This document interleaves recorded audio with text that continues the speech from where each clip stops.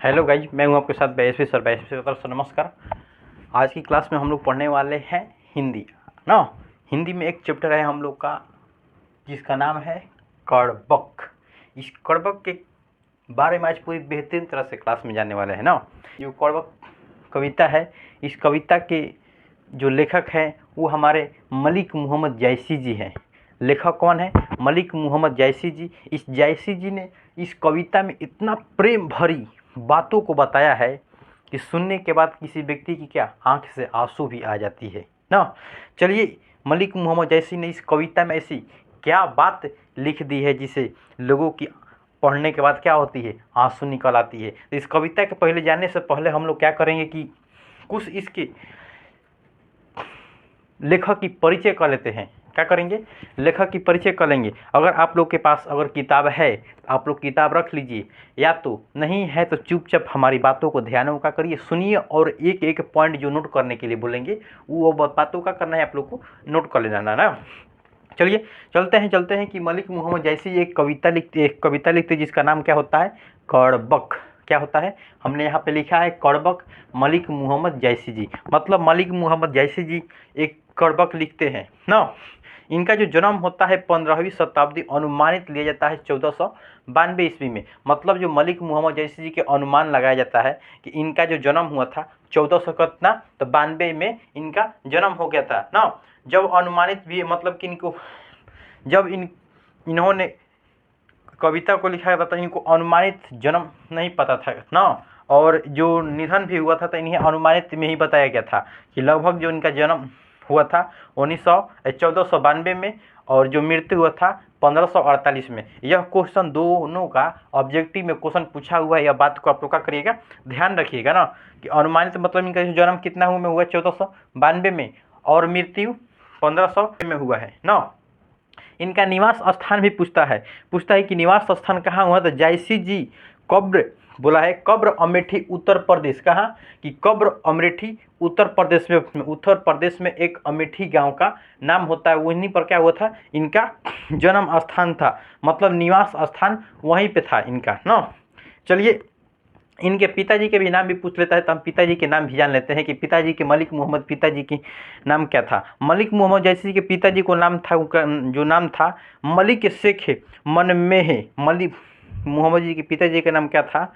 मलिक शेख मरमे। और यह मलिक जारे शरफ के नाम से भी क्या जाने जाते थे। इनके जो गुरु थे सूफी संत शेख मोहिदी और सदैव शरफ जहांगीर थे ना। कौन थे? जहांगीर थे।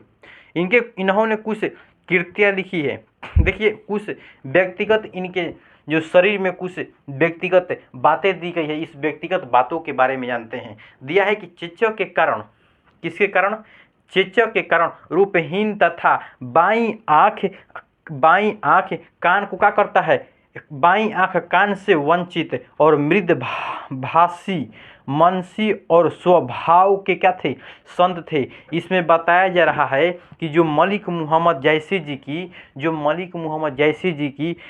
रूप मतलब कि चेचक रोग के कारण, मतलब चेचक रोग के कारण इनकी जो रूप था इसमें से एक बाई की जो आँख थी और एक कान क्या था? बाई आँख से देख नहीं सकते थे और बाई कान से सुन भी नहीं सकते थे। इन्होंने क्या एक आँख से क्या थे? अंधा थे। कौन? मलिक मोहम्मद जायसी जी। किस रोग के कारण हो गया था? चेचक रोग के कारण इनका क्या एक कान और एक नाक इनका क्या हो जाता है? नहीं न सुन सकते हैं और न ही एक आँख से क्या करते हैं? देख सकते हैं मलिक मोहम्मद जायसी जी। और आगे बढ़ते हैं। इन्होंने कुछ कृतियाँ लिखी है। मलिक मोहम्मद, आप लोग के पास किताब होगा ऐसा तो किताब रख ले लीजिए। हम कुछ मेन पॉइंट बोलते हैं इनके। जानते हैं कृतियाँ में लिखे इन्होंने पद्मावत लिखा है, अखरावट लिखा है, अखिर कलाम लिखा है और चिररेखा और कहराना भी लिखा है, जिसे महरी बाईसी कहा जाता है। क्या कहा जाता है? बाईसी। मसला और मसलमान खंडित परिचित है। इनके अतिरिक्त चंपावत होलीमा, इतरावत आदि कृतियों से उल्लेखित इन्हें क्या किया गया है मलिक मोहम्मद जैसी जी के ना। एक और क्वेश्चन पूछता है, आपको क्या करना है कि पढ़ते समय इसको पूरे इनके जो जीवन लिखनी है पूरा आपको पढ़ना है। इनमें से कुछ कुछ मेन पॉइंट जो है हम आपको बता देते हैं, जो बार बार एग्जामों में क्या हुआ है पूछा हुआ है, तो उसके बारे में हम बता देते हैं। आपको क्या करना है कि पूरे इसको लिटरेचर के साथ क्या करना है, आपको पढ़ना है इस किताब को ना। मेन पॉइंट को मानते हैं कि दिया है कि मलिक मोहम्मद जैसी जी प्रेम के पीर कवि थे। नीचे लाइन में पढ़िएगा कि जो मलिक मोहम्मद जैसी जी थे ये क्या थे, प्रेम के पीर कवि थे। पूछता है क्वेश्चन कि मलिक मोहम्मद जैसी जी थे क्या थे, तो एक प्रेम के पीर कवि थे। क्या थे, प्रेम के पीर कवि थे। यहाँ से यह क्वेश्चन पूछा गया है 1 नंबर में, आप लोग ध्यान रखिएगा। नेक्स्ट पे चलते हैं हम लोग ना, नेक्स्ट पे चलते हैं। यहाँ पे दिया है कि जब आप लोग यहाँ पे आइएगा आप लोग को पूरा पढ़ना है, घर में अगर बुक रखे हैं तो रीडिंग लगा लीजिएगा। चलिए यहाँ पे आते हैं कि प्रस्तुत पंक्ति में दो कर्वक अलग अलग संकरित है। बताते हैं कि प्रस्तुत पंक्ति में कर्वक अलग अलग से संकरित है। एक में यह पद्मावत को संक्रमित आरंभ एवं अंतिम छंद से यह, किंतु कवि ने काव्य की विशेषता निरूपण करते हुए दोनों के बीच एक अद्वैत की व्याख्या करते हैं। प्रारंभ में प्रस्तुति खंड के लिए यह प्रथम कर्वक में कवि ने एक विनम्रता, यहाँ से पूछा गया कि विनम्रता और स्वाभिमान के साथ अपना निरूपहीनता और एक आह की अंधेपन को प्राकृति प्राद धृष्टों द्वारा महिमान्वित करते हुए भी रूप में अधिक अपने गुणों की ओर क्या करते हैं, हमारे ध्यान को खींचते हैं। इन गुण की ओर अपना का पद्मावत जैसी मनमोहक काव्य की रचना भी किए हैं। इन बोलते हैं कि जो मलिक मोहम्मद जैसी जी है एक पद्मावत जैसी क्या एक काव्य लिखा है, उसमें हमारे गुणों को क्या करते हैं, अपनी ओर आकर्षित करते हैं। कौन, मलिक मोहम्मद जैसी। उस लेखक क्या है, पद्मावत है। पद्मावत के बारे में हम आगे बताएंगे ना। चलिए दूसरे पंत में लिखे, जो पहला पंत है हम इसके बाद दूसरा पंत लेंगे। तो दूसरे पंत में बोले हैं कि इन्होंने उपहारों के खंड के लिए द्वितीय खंड में कवि ने अपने काव्य की उसकी कथा दृष्टि के बारे में और बारे में हमें बताते हैं कि वे कवि ने उन्होंने इस रक्त की लई लगाकर जोड़ा है और गाढ़ी प्रीति के नयन के भिंगोई है। तब न वह राजा रतन सेन और नहीं वह रूपवती पद्मावत रानी, न वह बुद्धिमान सुगा और नहीं राग चेतन था। अलाउद्दीन खिलजी इनमें से कोई आज नहीं रहा, किंतु इनके यश के रूप में क्या कहानियाँ रह गई। मतलब यहाँ पे यह लोग नहीं हैं, न राजा रतन से, न पद्मावती रानी, न बुद्धिमान सुगा, न अलाउद्दीन खिलजी, ये लोग नहीं हैं, बल्कि इनके बारे में क्या किया जा रहा है, एकदम बेहतरीन तरह से इनके बारे में बताया जा रहा है। इनके कहानी आज भी मौजूद है। जो फूल झड़ कर नष्ट हो जाते हैं पर उनकी खुशबू रह जाती है। बोलते हैं कि फूल भले ही झड़ कर नष्ट हो जाता है लेकिन उसकी खुशबू क्या होती है, बना रहती है। जो भी यह कहानी पढ़ेगा वह इसे 2 शब्द के रूप में क्या शरण करेगा। कवि का अपने कलेजी के खून को चरे का काव्य के प्रति और आत्मविश्वास त्यंग सार्थ के क्या कहते हैं, बहुमूल्य करते हैं। चलिए हम लोग चलते हैं पाठ्य के ऊपर। पाठ में क्या बताया गया है, पाठ के बताया गया है कि कर्वक ना, इस कर्वक के बारे में हम लोग पूरी बेहतरीन तरह से क्लास में जानते हैं। जो पहला सेशन में दिया गया है यहाँ से भी पूछ देता है कि कर्वक की पहली लाइन में कितने लाइन है, तो कितना बोलिएगा कि 1 2 3 4 5 6 7 8 9, मतलब पहली लाइन में कितने पैराग्राफ है, तो 9 गो है। इस बात को आप लोग क्या करिएगा, ध्यान रखिएगा ना। चलिए हम लोग जानते हैं इसके बारे में ना, इसके बारे में जानते हैं इसमें क्या क्या कवि ने बातों को लिखा है जिससे अपनी ओर क्या करते हैं, हमारे ध्यानों को आकर्षित करते हैं। चलिए इसके बारे में हम लोग कुछ जान लेते हैं ना। एकदम ध्यान पूर्वक सुनिएगा, एकदम कितना मस्त लगता है पढ़ने में ना। लिखे हैं कि एक नयन को कवि मोहम्मद गुनी, सोई बिमुजई कवि सुनी। बोलते हैं कितना एकदम प्रेम से लिखे हैं कविता में। बोल रहे हैं कि एक नयन कवि मोहम्मद गुनी, बोल रहे हैं कि जो मोहम्मद गुनी है, मतलब मोहम्मद कौन? मलिक मोहम्मद जैसी जी बोलते हैं कि एक के नयन कवि मोहम्मद गुनी, मतलब जो मलिक मोहम्मद जी जो है उन ये क्या है, एक कविता लिखते हैं, मतलब एक ऐसा कविता लिखते हैं जिसे जिससे कोई भी व्यक्ति इनकी कविता को क्या करता है, सुनता है तो ये इनके अपनी ओर क्या करते हैं, उस व्यक्ति को आकर्षित कर लेते हैं। कौन? मलिक मोहम्मद जैसी जी बोलते हैं कि एक के नयन कवि मोहम्मद गुनी, जोई बिमुहु जोई बुमु जोई कवि सुनी, मतलब जो भी इनके क्या करता है, कविता को सुनता है, वह क्या करता है, इनकी ओर आकर्षित हो जाता है, इनकी ओर क्या हो जाता है, आकर्षित हो जाता है। मतलब कि मलिक मोहम्मद जैसी जी की जो कविताएं सुनता है वह क्या होता है, आकर्षित होता है। वही बता रहे हैं कि एक नयन बोल रहे हैं कि हमारे पास क्या एक ही नयन है, हम एक ऐसा कविता लिखते हैं जिससे लोगों को अपनी ओर क्या करते हैं, हम आकर्षित कर लेते हैं। वही बोले हैं कि एक के नयन कवि मोहम्मद गुनी, मतलब हमारे पास क्या है, एक ही नयन है, बल्कि हमारे पास क्या इतना गुण है, इतना गुणवान है जिससे हम दूसरे व्यक्ति को क्या करते हैं, अपनी ओर आकर्षित कर लेते हैं। कौन? मलिक मोहम्मद जैसे जो बोलते हैं कि सोई बिमु जई कवि सुनी, मतलब हम इतना अच्छा से प्रेम को मतलब क्या कविता को सुनाते हैं, बताते हैं, जिससे लोग क्या हमारे तरफ विमोहित हो जाते हैं। वही इस लाइन में बताए हैं कवि ने ना। अगर आपसे परीक्षा में पूछ देगा कि एक के नयन कवि मोहम्मद गुनी, जोई बिमु सोई कवि सुनी, अब इसके बारे में लिख दीजिए कि नहीं, मतलब एक आंख होने के बावजूद भी मलिक मोहम्मद जैसी एक ऐसी कविता लिखते हैं जिससे लोगों को क्या करते हैं, अपनी ओर आकर्षित कर लेते हैं। ये क्या करते हैं, संतुष्टता जैसे किसी व्यक्ति को ये जब क्या करते हैं, अपनी कविता को सुनाते हैं, चाहे गाकर किसी व्यक्ति को बताते हैं, तो वह व्यक्ति क्या हो जाता है, मलिक मोहम्मद जैसी की क्या होता है, तरफ आकर्षित हो जाता है। वही बताते हैं। आते हैं नेक्स्ट पे, दिया है कि चांद जैस जग विधि अवतारा, बोल रहे हैं कि चांद जैस जग विधि अवतारा, दिनहि कलंक किन्हीं उजियारा। बोल रहे हैं कि जो चांद है, कौन? जो चंदा मामा हम लोग बोलते हैं ना, जो चांद है जो जैस जग विधि अवतारा, मतलब चांद के पास कोई अपना प्रकाश नहीं है। बोल रहे हैं प्रकाश नहीं है, मतलब कलंकित है। जो चंद्रमा है वह कलंकित है, फिर भी वह क्या करता है, प्रकाश करता है, प्रकाश देता है, हमारे पृथ्वी पर क्या करता है, प्रकाश देता है। वही बता रहे हैं कि चांद जैसे जगह विधि अवतारा, जग के मतलब क्या, पूरा संसार, जग के मतलब क्या होता है, संसार होता है, मतलब पूरे संसार को क्या कहते हैं, जो चांद है पूरे संसार को क्या करता है, प्रकाशित करता है। कलंकित होने के बावजूद भी वो क्या करता है, उजियारा करता है। क्या कर रहा है कि उजियारा करता है। जो हमारा जो चांद है उसके पास कोई अपना प्रकाश नहीं है, बल्कि वह कलंकित होने के बावजूद भी क्या करता है, पूरे संसार को उजियारा देता है। क्या होता है, उजियारा देता है। मलिक मोहम्मद जैसी जी इस कविता में बताते हैं। चलिए नेक्स्ट पॉइंट पे चलते हैं। दिया है कि जगत जग सुजा एक नहोन उस सुख अस, सॉरी, जग सूझा एक नहोन उस सुख अस खनत महा।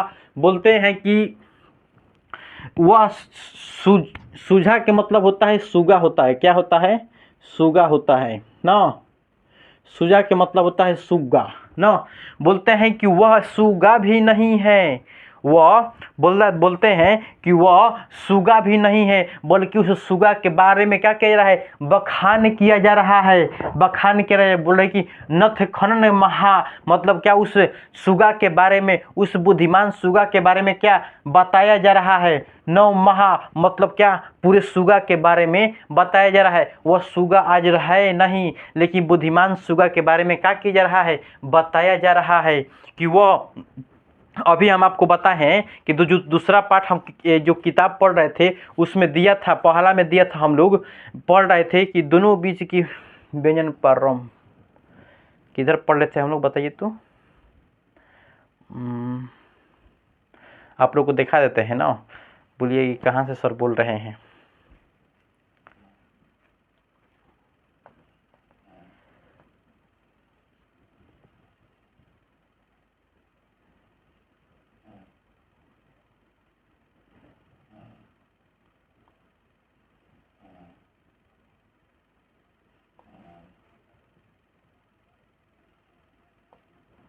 बोलते हैं कि जो देखिए यहाँ पे आया है कि एक के नयन रतन सेन व पद्मावत गुनी न व बुद्धिमान सुगा न व अखरोट अलाउद्दीन खिलजी। आगे आएगा तो इसको बता देंगे हम आपको ना, पूरे इस जो दूसरा पार्ट बताएंगे उसमें एकदम बेहतरीन तरह से बताएंगे वहाँ शब्दाकोश देख लीजिए। बोल रहे हैं कि जगत सुझा एक नहोन उहा सुख अस नखतई महा जो लही अम्बनी डाभ न होई तो लही सुगंध बसा न सोई। बोल रहे हैं कि अम्बनी के मतलब होता है आम। क्या होता है? आम न आम।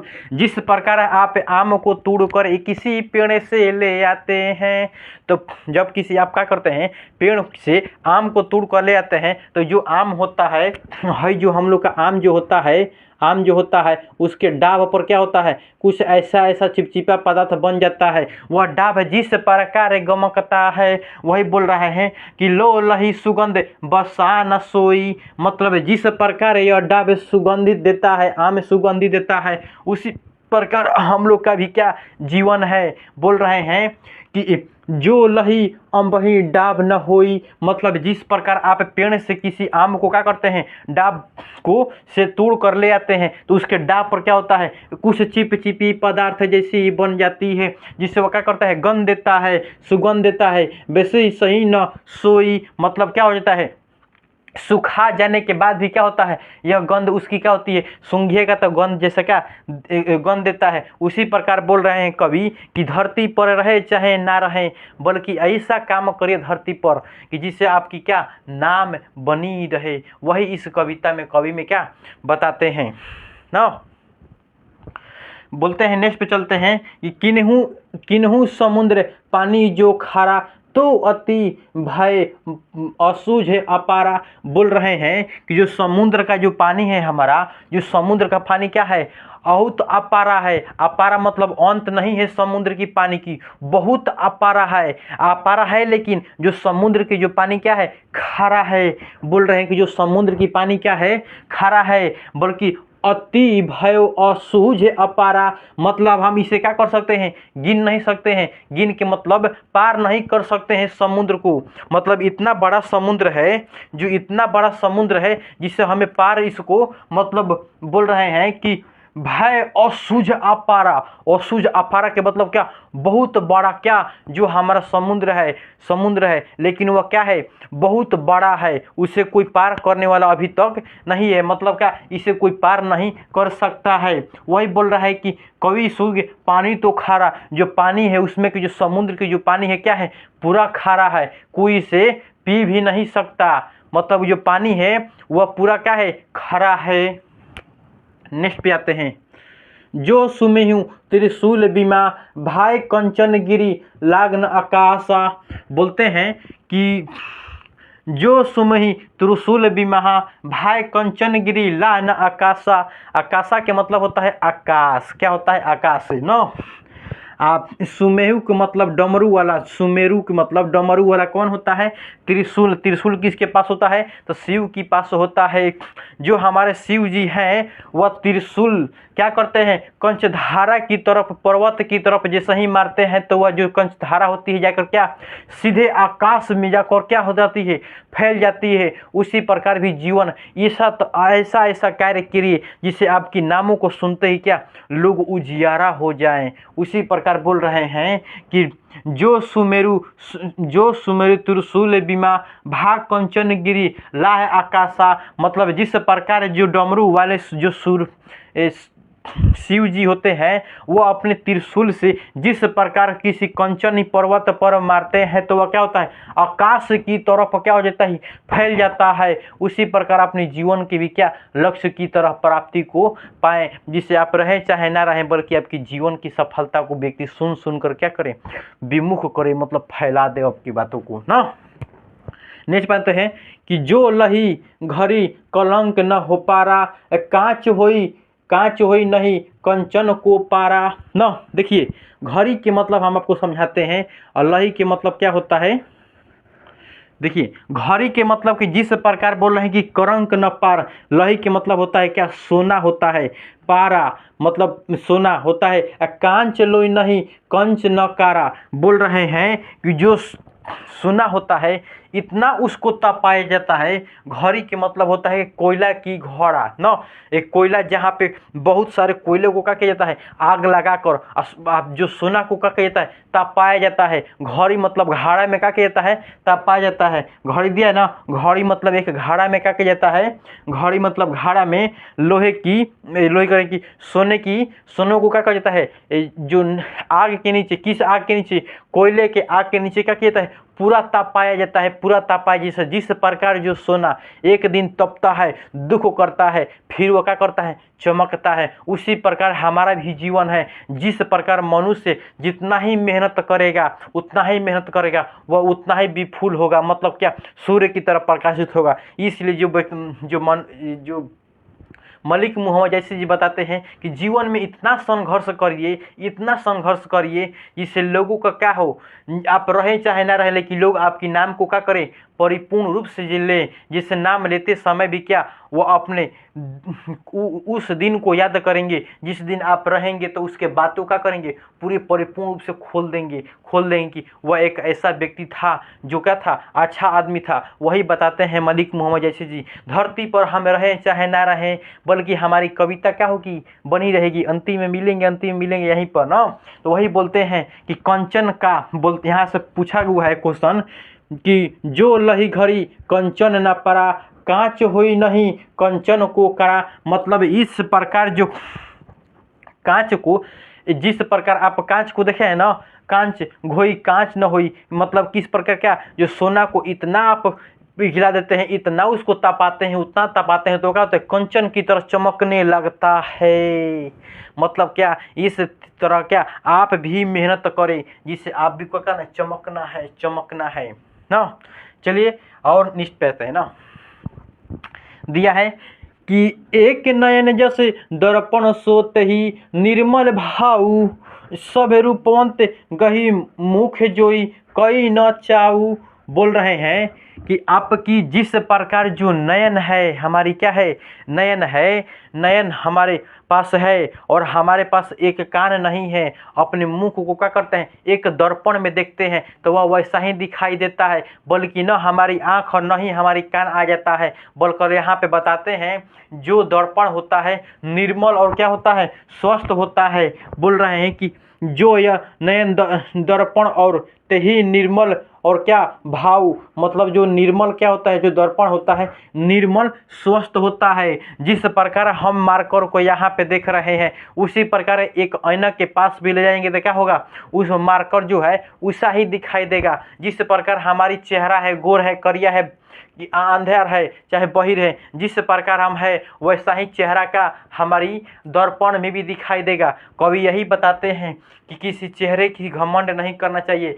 ढेर आप चेहरा से घमंड है तो एक आईना में जाकर देखा देख लो, मतलब जिस प्रकार आपका जो चेहरा होगा वैसा ही दिखाई देगा। किस चीज़ में, ऐनक में दिखाई देगा। तो वही बोलते हैं कि एक आँख की तुलना अपनी क्या, एक ऐनक से भी क्या कवि जी ने किया है। बोल यहाँ से क्वेश्चन पूछा हुआ है कि एक नयन जस दर्पण सो तही निर्मल भाऊ, सब रूपवंत गही मुख जोई, कहीं न चातु चाऊ है, कहीं न चाऊ। बोल रहे हैं कि जो एक आँख की, एक नयन की तुलना एक दर्पण से भी क्या कवि जी करते हैं, जो निर्मल इसलिए करते हैं कि जो निर्मल हो, जो दर्पण होता है। यहाँ से क्वेश्चन पूछता है कि कवि मलिक मोहम्मद जैसी जी ने दर्पण से अपनी एक आँख की तुलना क्यों किए हैं, कि इसलिए यहाँ से दर्पण से, यहाँ से क्वेश्चन पूछा हुआ है कि इसलिए मलिक मोहम्मद जैसी जी ने अपनी एक आँख की तुलना दर्पण से इसलिए किए हैं कि जो दर्पण होता है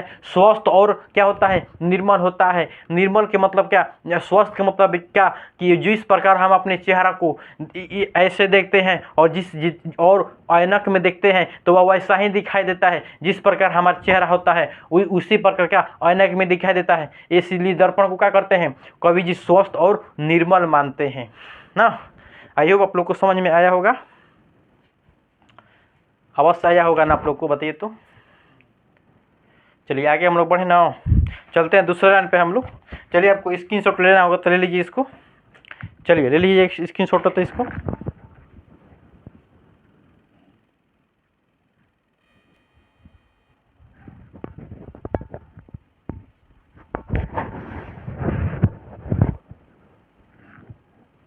चलिए चलते हैं हम लोग दूसरे पार्ट पे, हम लोग चलते हैं। हम लोग आ गया दूसरा सेशन, पहला को हम लोग पढ़ चुके हैं, अब आते हैं हम लोग दूसरे पर। हाँ चलिए दूसरे के बारे में एकदम पूरी बेहतरीन तरह से जान लेते हैं कि दूसरे बारे में कवि ने क्या लिखा है दूसरे लाइन में। चलिए दूसरे लाइन में जान लेते हैं। अगर इसमें लाइन पूछे कितने लाइन है तो 1 2 3 4 5 6 7 8 9, इसमें भी कितना है 9 लाइन।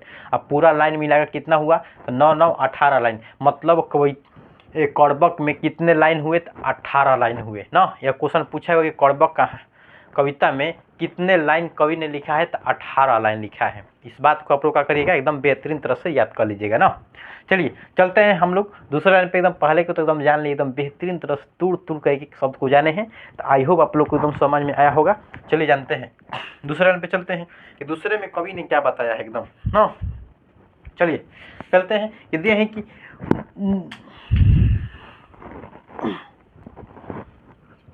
चलिए जानते हैं कि मुहम्मद अभी कभी जोरी सुनावा, सुना जो प्रेम पीर गावा।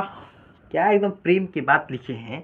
कवि बोल रहे हैं कि मुहम्मद अभी कवि जोरी सुनावा। मुहम्मद ने जो भी कविता लिखा है, उसने जो भी सुना हुआ प्रेम के पीर क्या भाती एक क्या प्रेम के पीर गाता है। मतलब मुहम्मद बोलते हैं मुहम्मद अभी कबीर जोरी सुनावा। मुहम्मद कोई भी कविता को लिखकर जो सुनाता है, लोग क्या उसके प्रेम के पीर की ओर क्या भावार हो जाते हैं। मतलब उनकी ओर क्या कहते हैं आकर्षित हो जाते हैं। मतलब एक प्रेम के पीर पर हो जाते हैं। तो कवि को बताया गया है कि कवि क्या है, एक प्रेम के पीर कवि है। मलिक मुहम्मद जैसी क्या है, एक प्रेम के पीर कवि है। आया समझ में। क्वेश्चन पूछेगा कि मलिक मुहम्मद जैसी है, नेक्स्ट दे देगा ऑप्शन में देगा प्रेम के पीर कवि है। यही मारते कर निकल जाएगा ना कि मतलब प्रेम के पीर कवि है। कोई भी आपने कहानी को कविता को लिखा है और जो भी सुनाया है, वो लोग क्या उनके प्रेम के पीर की ओर क्या हो जाते हैं भाती हो जाते हैं, उनकी ओर आकर्षित हो जाते हैं। क्या हो जाते हैं आकर्षित हो जाते हैं। जोरी लई रक्त के कोई लई, गाढ़ी प्रीति नैन जल भी खोई। क्या बात लिखे हैं, बोल रहे हैं कि गाढ़ी रक्त की लेई, गाढ़ी रक्त की लेई, गाढ़ी प्रीति नैन जल भिगोई। जो आँखों मतलब गाढ़ी प्रीति लई जोड़, मतलब जोड़ी के मतलब होता है लई को क्या करते हैं जोड़ते हैं। लई को क्या करते हैं पूरे जोड़ कर लिखते हैं। और जो लई किस चीज़ की बनाते हैं, बोल रहे हैं कि रक्त की लई बनाकर, मतलब ब्लड की क्या लई बनाकर। उसी प्रकार बोलते हैं कि गाढ़ी प्रीति नैन जल भिगोई। मतलब जो भी ये पढ़ता है, पढ़ने के बाद क्या करते हैं बोलते हैं कवि इस कहानी को लिखने में क्या हमारे आँख से क्या आंसू भी निकल आए हैं। जो रक्त की लई की सामान से क्या किए हैं जोड़ कर लिखे हैं। मतलब एक एक शब्द को क्या किए हैं जोड़ कर लिखे हैं। जोड़ने में क्या जोड़ कर लिखने में, रक्त की लई की तरफ लिखने में कवि को क्या आँख से आंसू आ जाता है। वही बोलते हैं गाढ़ी प्रीति नैन जल भिगोई। मतलब हमारे आँखों से क्या आ गया आंसू आ गया इस कविता को लिखने में। मतलब जोड़ के मतलब जोड़ी के मतलब होता है जोड़ कर लिखना। एक एक शब्द को क्या मीठे मीठे शब्द को जोड़ कर लिखना, वही बताता है जोड़ी के स्वर। रक्त की लई मतलब जो बताते हैं रक्त की लई बनाकर क्या जोड़ कर कवि लिखते हैं। आई होप आप लोग को समझ में आया होगा ना। चलिए चलते हैं कि ओ मन जारी कवि अस किन्हा, मुख्य रहे जगत में चिन्हा। बोल रहे हैं कवि ओ मन जारी कवित अस किन्हा, मुख्य रहे जगत में चिन्हा। कहाँ सो रतन सेन कहाँ सो राजू, सुहा असी बुद्धि उपराजा। कहाँ अलाउद्दीन खुलजी, कहाँ सुल्तान कहीं राघो जय किन्हीं बखानू। कहीं स्वरूप पद्मावत रानी, कहीं न रहा जगत के रानी। बोल रहे हैं कवि क्या एकदम बात बताए हैं कि कहाँ गए हुए रतन सेन राजा। बोल रहे हैं कि कहाँ गए वे रतन सेन राजा, कहाँ गए वे मतलब क्या, सुगा बुद्धिमान वे सुगा, कहाँ गए वे बुद्धिमान सुगा, कहाँ गए वे अलाउद्दीन खिलजी सुल्तान, कहाँ गए राघो जई किन्हीं बखानू, मतलब क्या अलाउद्दीन खिलजी के बारे में क्या पूरा बखान कर रहे थे। अलाउद्दीन खिलजी अब कहाँ गए तुम्हारा, कहाँ गए कुरूप पद्मावत रानी, कोई न रहा जगत की कहानी। बोलते हैं कि जिस प्रकार जो यह रतन सेन थे, रतन सेन मतलब कहाँ गए यह रतन सेन। आपकी किताब में भी क्या कवि ने बताए हैं कि कहाँ गए रतन सेन। आप पढ़िए दूसरे लाइन को, लिखे हैं कि यहाँ से शुरू से पढ़िएगा। वे कहते हैं कि इन्होंने रक्त की ले लगाकर जोड़ ओढ़ा है, मतलब रक्त की ले लगाकर क्या है, जोड़ा है, जो गाढ़ी प्रीति के नयन के भींगो कर, गाढ़ी प्रीति नयन की भींगो कर, अब न कहा जाता यह रतन सेन। बोल रहे हैं कि अब न वह राजा रतन सेन, मतलब अब कहाँ है वह राजा रतन सेन। बोले हैं वह अब कहाँ है राजा रतन सेन, और न वह पद्मावत रानी, न वह पद्मावत रानी, कहें न वह पद्मावत रानी, न वह बुद्धिमान सुगा, न वह बुद्धिमान सुगा, न सुगा का मतलब क्या होता है सुगा, न वह बुद्धिमान सुगा, क्या न वह बुद्धिमान सुगा, न वह राघव चेतन, न वह राघव चेतन जो अलाउद्दीन इनमें, मतलब न वह राघव चेतन, न वह अलाउद्दीन सुल्तान जो कहीं के सोई कहूँ के बखान, मतलब जहाँ के सोई कहाँ पे क्या किया रहा है, बखान किया रहा है। यह सब प्रक्रिया कहाँ हुआ है और हम क्या कर रहे हैं, आज बखान कर रहे हैं, मतलब कई बरिस से पहले हुआ है। वही बोले हैं कहाँ के घऊ, कहाँ खे राघव सही किन्हीं बखानू, मतलब यह प्रक्रिया कब के हो चुकी है, बल्कि उनकी क्या कर रहे हैं, हम बखान कर रहे हैं, बखान कर रहे हैं। उसी प्रकार कवि यहाँ पे बोलते हैं कि दुनिया में आप कुछ भी करिए, लेकिन अपने एक ऐसा प्रीत छोड़कर यहाँ से जाइए जिससे लोग आपके बातों को, मनों को सुनकर जो भी आपके बारे में बात करे वह क्या आपकी ओर विमोहित हो जाए। उसी प्रकार कवि बोलते हैं ना रतन सेन ना राजा, रतन सेन राजा है या वो नहीं, अब वह बुद्धिमान सुगा है नहीं, नहीं वह अलाउद्दीन खिलजी सुल्तान नहीं है, लेकिन इसके बारे में हम क्या कर रहे हैं, पढ़ रहे हैं, जान रहे हैं। तो इसलिए ऐसा काम करिए जिससे इनकी तरफ क्या हम लोग भी क्या लोग जाने। वही बोलते हैं कि बोलते हैं न रहो जई किन्हीं बखान, मतलब ये लोग नहीं है लेकिन इनके बारे में क्या कर हम लोग बखान कर रहे हैं। कहाँ गई वह पद्मावत रानी, न कोई न रहा जगत की कहानी। यह पद्मावत रानी नहीं है बल्कि इनकी जगत की कहानी क्या हुआ है, पूरा समाप्त हो गया। फिर भी हम क्या कर रहे हैं, इनके बारे में कुछ बातें कर रहे हैं। बोल रहे हैं कि धन सोई पुरुष जग के कीर्ति जासु, फूल मरे सो मरे न बासु। बोल रहे हैं कि धनी सो पुरुष जगत कीर्ति जासु, फूल मरे तो न बासु। क्या बात लिखे हैं। बोल रहे हैं कवि कि जिस प्रकार आप फूल, गेंदा के फूल अगर आप तोड़ कर ले आइएगा, क्या करते हैं आप लोग, एक गेंदा के फूल को तोड़ कर ले आते हैं और आप सूंघते हैं कान में ले जाके ना दूरी रखकर सूंघते हैं तो वह सुगंधित एकदम अच्छा देता है, बल्कि वह मुरझा जाएगा। आप फैन सूंघेगा तो वह सुगंध क्या होगा, वैसा ही बरकरार रहता है। वही बता रहे हैं कवि कि धनी सोई पुरख जगत कीर्ति जासु, फूल मरे न बासु। फूल भले ही मर जाता है, मतलब उसका सुगंध क्या होता है, बरकरार रहता है। उसी प्रकार हमारा अपना भी जीवन क्या उसी प्रकार जीना चाहिए।